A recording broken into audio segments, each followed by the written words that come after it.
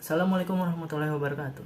Hello, my name is Faza Mazaya from Teknik Geologi Trisakti, cohort of 2021. And today I will bring you a little something about Bekasi, its natural resources, and its capabilities to produce renewable energy. Though I hail from the city of Bekasi itself, today I will be discussing both the city and the district of Bekasi as a whole. Here is a map of Bekasi, and the topography of Bekasi is quite flat. There's a slope of around 0 to 2%, and there's a difference of height between 11 meters to 81 meters above sea level. Though there are some places, of course, that usually has floods during rainy season because of low slope and low sea level, usually in Jatiasi, East Bekasi, West Bekasi, and South Bekasi, and also Rawalumbu and Pondok Melati. The geological structure of the city of Bekasi is mostly dominated by Pleistocene volcanic facies, but there are some places like northern Bekasi, which is alluvium, and in East Bekasi it's Miocene sedimentary facies.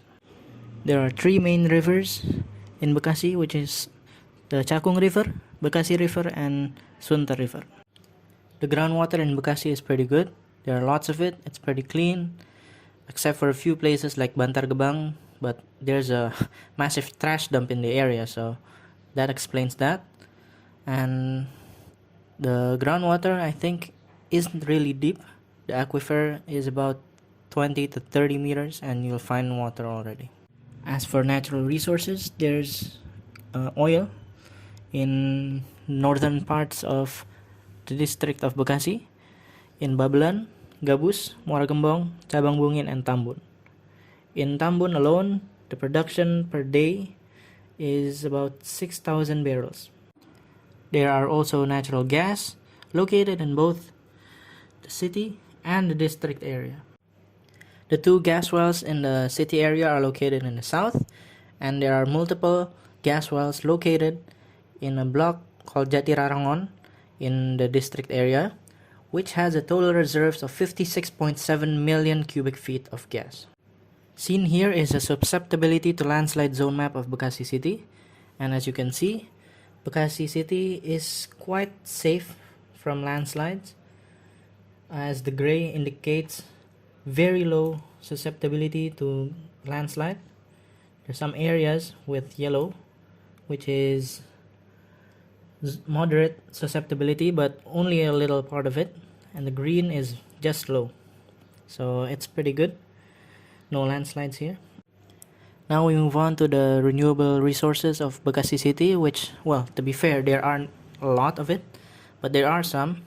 Like, for example, a power plant that is powered by trash, which is located in Bantar Gebang and started operating in 2020. This concept is like every other power plants, which uses heat engine to create electricity, but in this case, the heat is created by combusting trash, which produces around 110 kilowatt hours per 1 ton of trash. Another bonus to this is the ash produced by combusting trash can also be used to fabricate paving blocks. Bekasi also has a program that rewards people who gives their used cooking oil to the government, or specifically an organization called Waste for Change, which will then be later turned into biodiesel. One last thing I've noticed is that in my neighborhood, there are many people using solar panels for personal use, such as water heating. And that's a step, I think, for people to now use renewable energy, albeit only a small percentage, but of course, a small progress is better than none. My hope is that Bekasi will continue to effectively maximize the potential of the resources, both non-renewable and renewable. I also hope that the well-being of its citizens, including me, will be continuously improved over time.